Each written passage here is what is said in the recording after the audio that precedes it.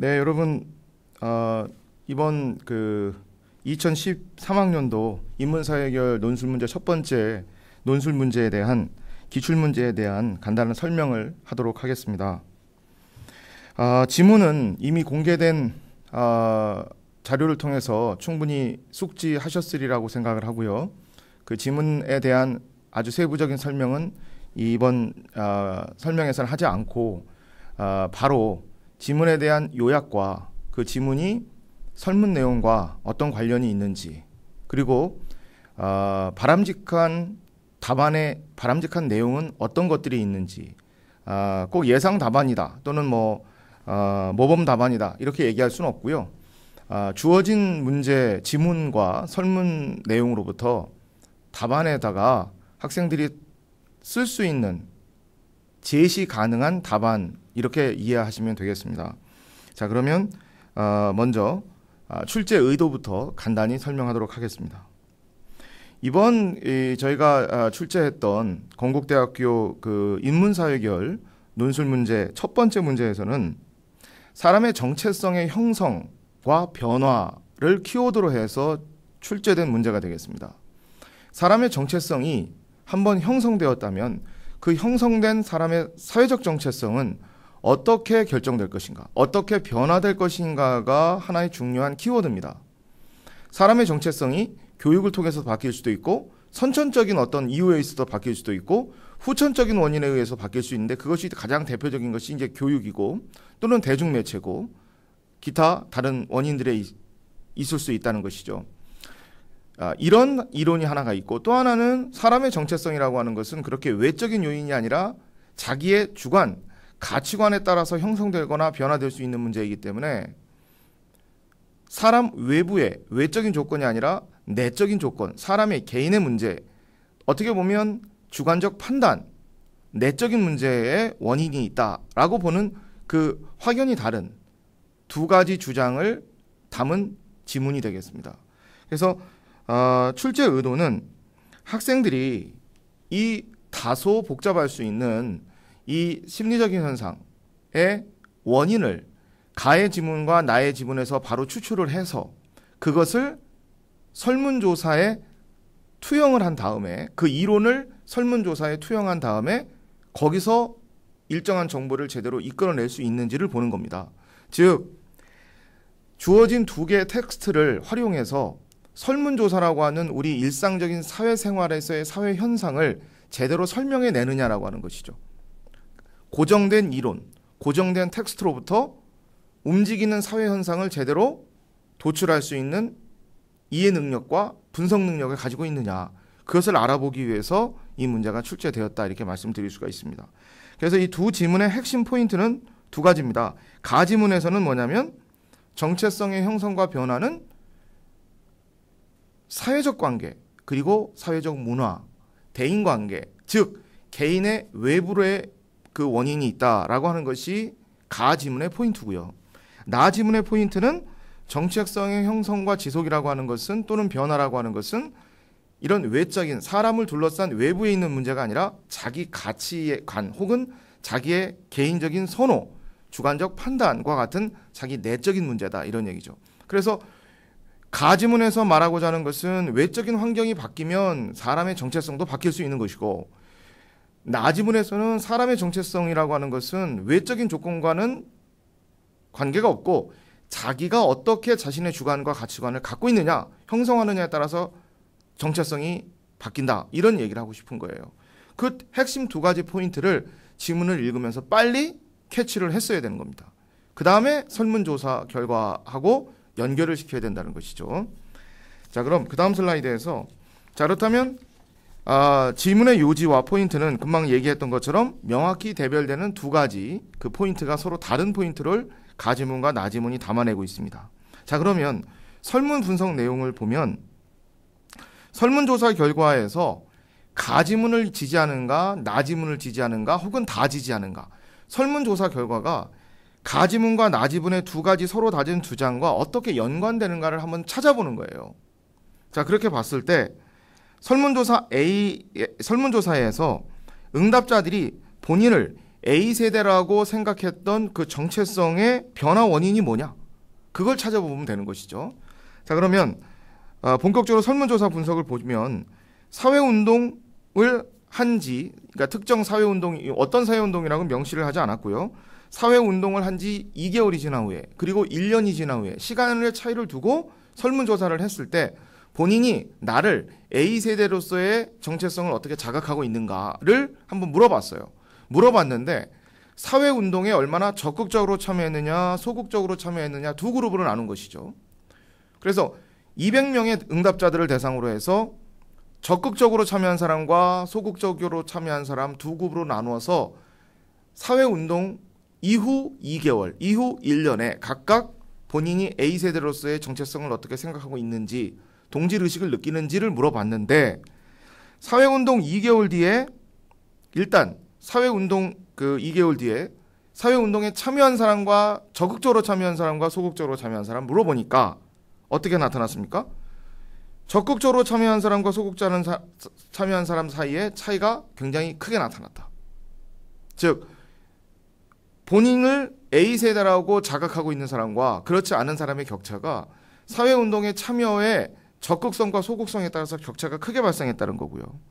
그리고 1년 후에 그걸 보니까 2개월 되었을 때에 극적으로 달랐던 80%와 20% 달랐던 명확한 200명 중에 160과 40명의 차이가 조금은 완화가 됐죠. 조금은 완화가 되어서 그 사회운동의 참여가 적극적인 참여와 소극적 참여의 격차가 조금 줄어들긴 했지만 여전히 두 개 그룹은 어떻습니까? 격차가 큰 거로 나타났어요. 그러니까 1년 후에는 조금 줄어들었죠. 자, 그렇다면 이제 본론이자 결론인데요. 그렇다면 지문과 설문의 연관성이 어떻게? 그러니까 모든 경우의 수를, 모든 가능한 정보를 여러분들이 다 이끌어내면 되는 거예요. 자, 예를 들면 명확하죠. 우리가 가장 심플하게 여러분들이 생각할 수 있는 것은 두 가지예요. 가지문은 어떻다? 가지문은 설문조사 결과를 보시면 설문조사 결과에서 두 가지 얘기를 할 수가 있겠죠. 첫째는 2개월 뒤에 설문조사 결과를 보니까 확연히 사회운동에 적극적으로 참여한 사람과 소극적으로 참여한 사람의 A세대로의 정체성이 차이가 확연히 달랐다. 그럼 여기서 나타날 수 있는 건 우리가 어떤 정보를 이끌어낼 수 있습니까? 가지문을 지지하는 것이죠. 즉 사회운동이라고 하는 외적인 활동, 그래서 그 활동을 하면서 사람들과 그 같이 활동을 했던 사람들과 인간관계도 맺을 것이고 공감대도 형성될 수 있을 것이고 토론도 했을 것이고 이런 과정에서 자기의 정체성이 확립이 되었다는 거예요. 그러니까 A세대로서의 정체성이 확정이 됐다는 거예요. 2개월 지난 후에. 그렇죠? 그러니까 이 설문 결과를 우리가 놓고 보면 가지문이 지지되는 것이죠. 그렇죠? 그런데 1년 후에 설문의 결과를 또 보면 조금 다른 각도에서도 볼 수 있다. 어떤 얘기? 금방 얘기했던 것처럼 두 그룹의 차이는 여전히 확연하지만, 즉 적극적으로 사회운동에 참여한 사람들이 그 사회적 A세대로서의 정체성이 명확하지만 2개월 전에 그 두 집단의 차이보다는 조금은 완화되었다. 조금은 줄어들었다. 여기서 우리가 알 수 있는 것은 뭘 또 알 수 있냐면 2개월 후, 그러니까 10개월이 지난 다음에 1년이 지난 다음에 사람들이 그 사회운동에 적극적으로 참여했을 때의 그 기억, 강렬한 기억이 또는 사람들과의 맺었던 끈끈한 유대감이 조금은 약화될 수 있다는 거죠. 조금은 약화될 수 있다. 오히려 소극적으로 참여한 사람들의 수가 조금 더 정체성을 인식하고 있지 않은 것으로 좀 더 강화되었다는 거예요. 그 얘기는 무슨 얘기냐면 사람의 정체성은 시간이 지나도 여전히 변화하지 않는다. 즉 압도적으로 적극적인 사회운동 참여자가 A세대의 정체성을 강하게 갖고 있다라고도 해석할 수 있지만 또 반대로 소극적으로 참여한 사람들 입장에서는 그들이 가지고 있는 A세대로서의 정체성이 약했잖아요. 그 A세대로서의 정체성이 약화가는 없었는데 1년이 지나니까 그것이 줄어들지도 않고 오히려 다소간 조금은 더 강화되었다. 이렇게 얘기할 수도 있는 것이죠. 그러니까 나지문의 관점에서 봐도 또 설문조사가 그런 점에서 보면 뒷받침이 되는 거예요. 그러니까 정체성은 우리가 간단하게 이끌어낼 수 있는 건 두 가지. 그러니까 여러분이 답안지를 쓸 수 있다면 일단 두 가지는 쉽게 이끌어낼 수 있죠. 가지문은 외부적인 환경에 의해서, 변화에 의해서 가지문이 지지되기도 하고 1년 후의 결과를 보면 또 나지문의 사상이 또는 그 이론이 반영되기도 한다. 그 두 가지가 있는 거죠.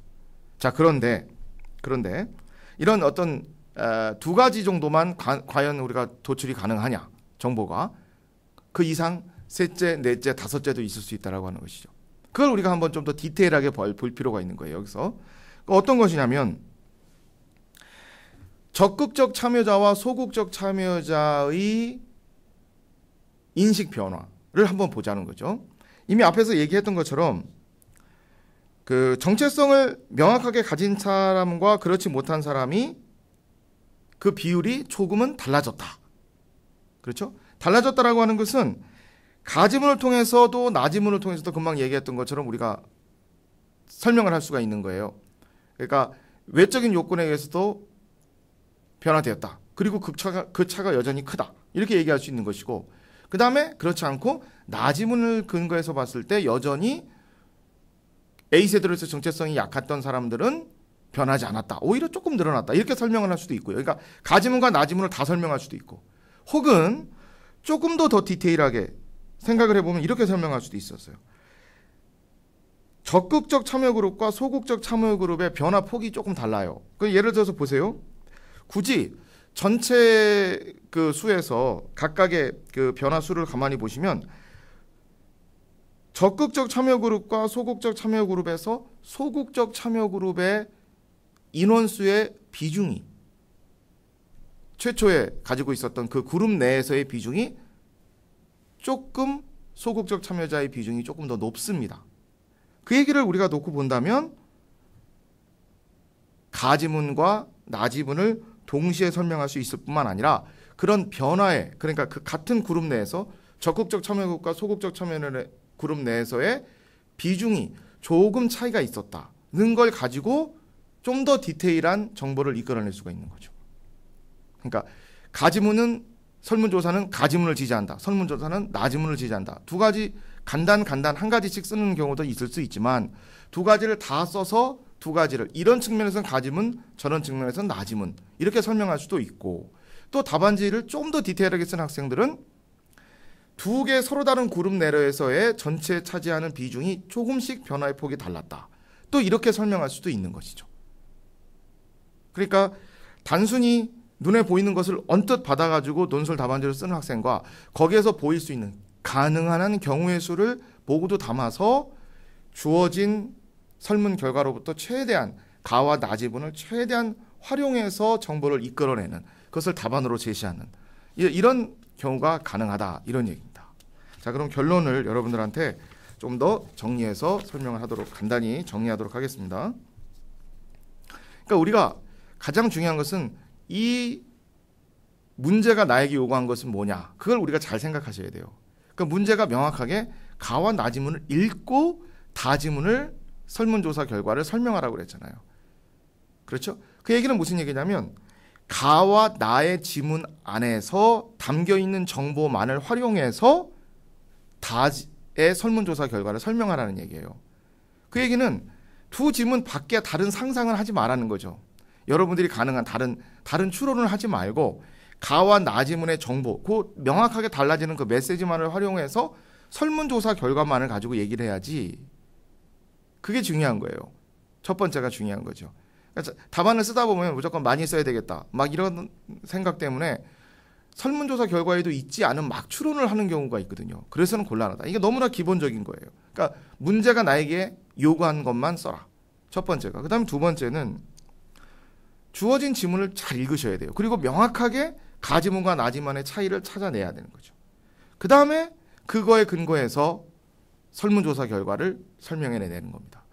분석해내야 되는 겁니다. 그러면 이 문제가 어떤 의미가 있느냐? 우리가 대학 공부와 어떤 관계가 있느냐? 대학교에서 이런 문제를 우리가 출제한 이유는 이런 거죠. 가지문과 나지문은 우리가 얼마든지 책과 강의 내용에서, 교수님들의 강의 내용에서 여러분들에게 전달이 되는 정보예요. 이 정보는 신문 기사에서도 얻을 수 있고, 인터넷에서도 얻을 수 있고, 여러분들 교실에서도 얻을 수 있고, 책을 통해서 얻는 거죠. 그렇다면 우리가 이 논술 문제에서 여러분들에게 요구한 건 뭐냐면 그 텍스트, 고정된 지식을 나의 지식으로 얼마나 풍부하게 도출해낼 수 있느냐, 나의 지식을 거기서 끌어낼 수 있느냐, 이것을 여러분들에게 요구한 겁니다. 그래서 이번 문제의 출제 의도와 그다음에 채점 기준은 바로 얼마나 타당한 논증을 설문조사의 결과에 근거해서 얼마나 타당한 자기 주장을 더 많이 이끌어냈느냐라고 하는 그것을 물어보는 논술 문제가 되겠습니다.